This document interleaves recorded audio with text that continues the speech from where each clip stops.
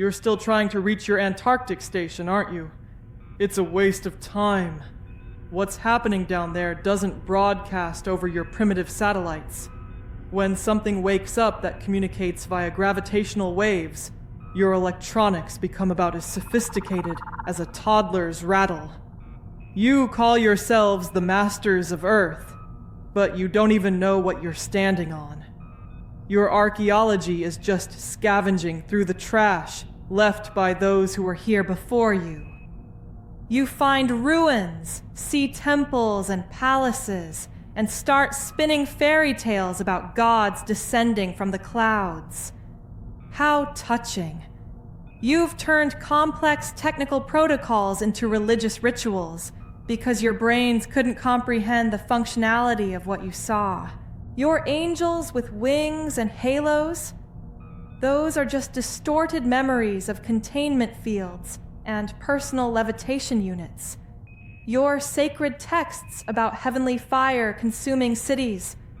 Those are post-incident reports of failed plasma reactors. You're living among the wreckage of a grand civilization like rats in a derelict laboratory, actually believing you created this world. The object under the ice, the one you're so desperately trying to scan right now, isn't a ship. It isn't a UFO from your cheap tabloids. It's a communication hub, a global synchronizer that monitors the state of the biosphere. And it didn't wake up because I arrived. It woke up because it detected the critical level of your destructive activity. You've pushed the planet's structure to the point where your interference has become a threat to the hub itself. You fear global warming as an ecological disaster, but you have no idea what's actually melting those glaciers. It's not just your carbon dioxide. The object's cooling system has kicked into high gear, dumping excess heat to prepare for a hard reset. When the temperature climbs another 2 degrees, the hub will send a signal to the core. And then, the real sterilization begins.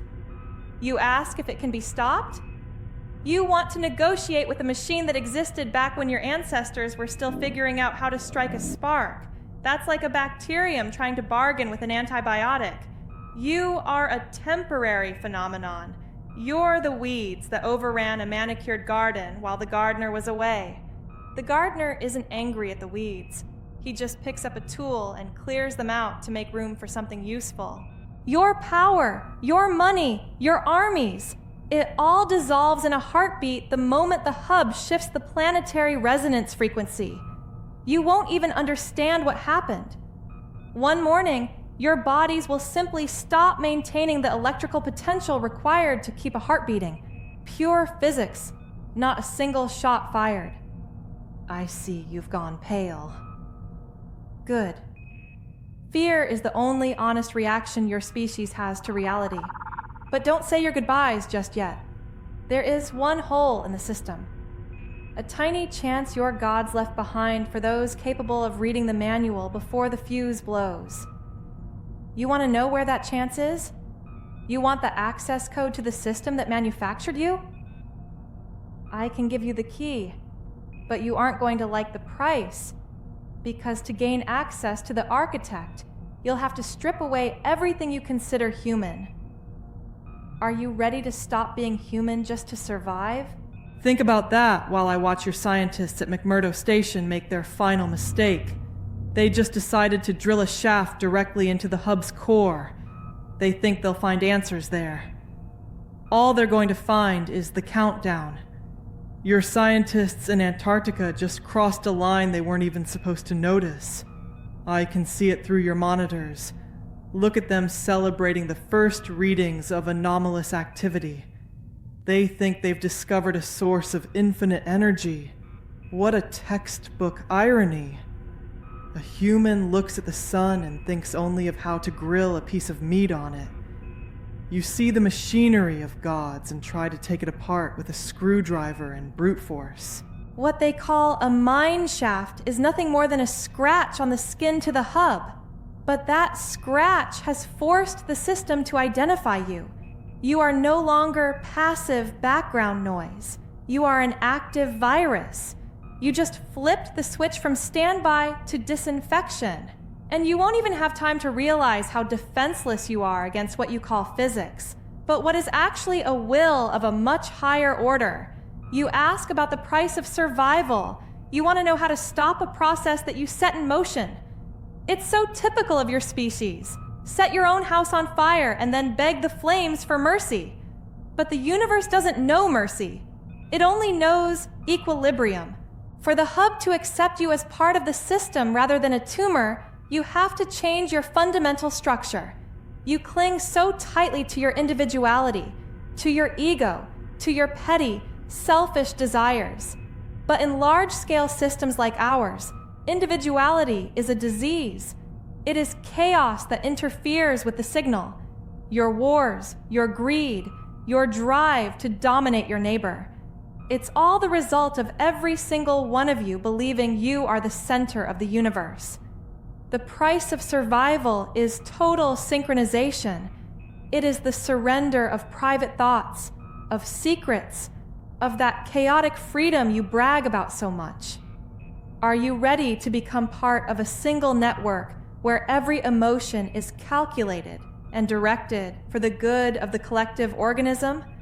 Are you ready to stop being human in the way you understand it and become cells in a much larger body? I see the doubt in your eyes.